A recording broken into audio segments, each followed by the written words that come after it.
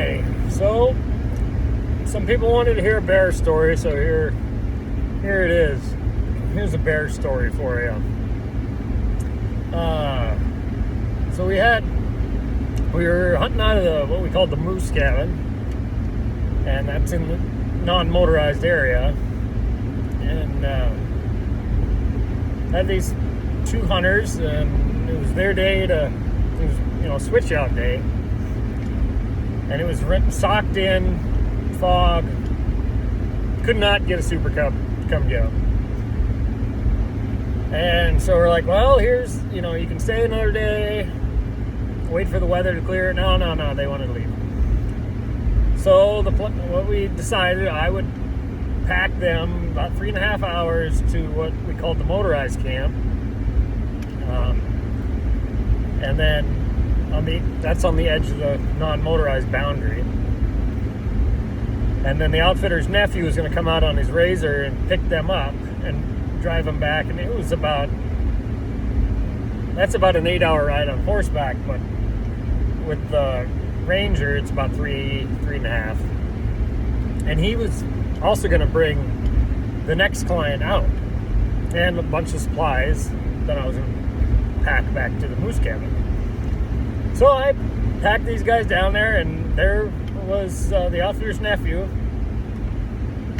and I didn't see a client, and I said, so where's the next client? He's like, well, yeah, his plane is delayed or something, his flight was delayed, he won't be in until tomorrow. I'm like, okay. It was pretty late, and I thought, well, I'll just stay here for the night. There's a tent there. Anyway, so I go to bed. I wake up at about 11:45 at night, and mind you, I'm in a mummy sleeping bag, which you can't, when they're zipped up all the way, you're not getting out of them in a hurry. But I wake up at about 11:45, and I am wide awake. I like hair on the back of my neck standing up. I'm like, gosh, why am I awake? And so I unzipped my sleeping bag, made sure my pistol and flashlight were close. That was my Glock 10mm. Tried to go back to sleep, and I'm like, there's something out there. And anyway, it was just a few minutes later after that, I could hear the horses, and then I heard some crashing in the brush, and right outside the tent,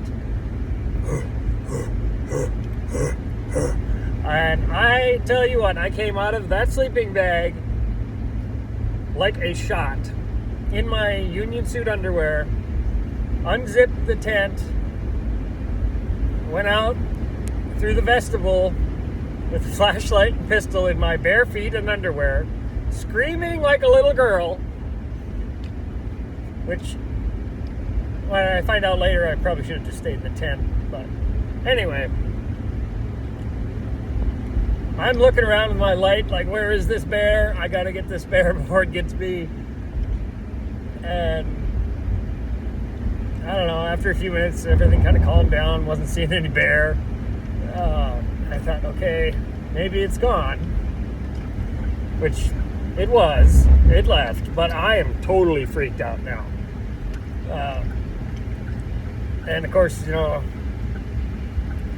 spruce, black spruce makes a heck of a fire. So I built up my campfire, huge, like as huge as you can. Like flames are like 8 feet high. And I sat outside there until about 3 a.m.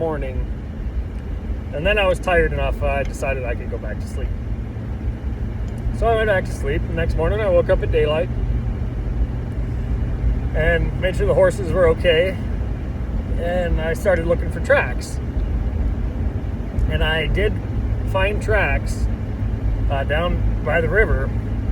And it was a sow with a cub. Anyway, so just thinking of how bad that could have been, because there's no cell phone service out there.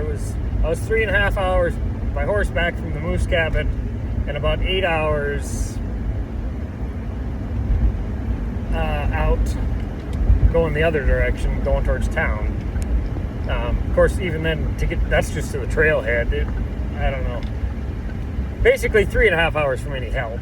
But yeah, so that's the bear story for you guys. Anyway, I'm Pete Refshaw of the Refshaw Outdoors, and keep your powder dry.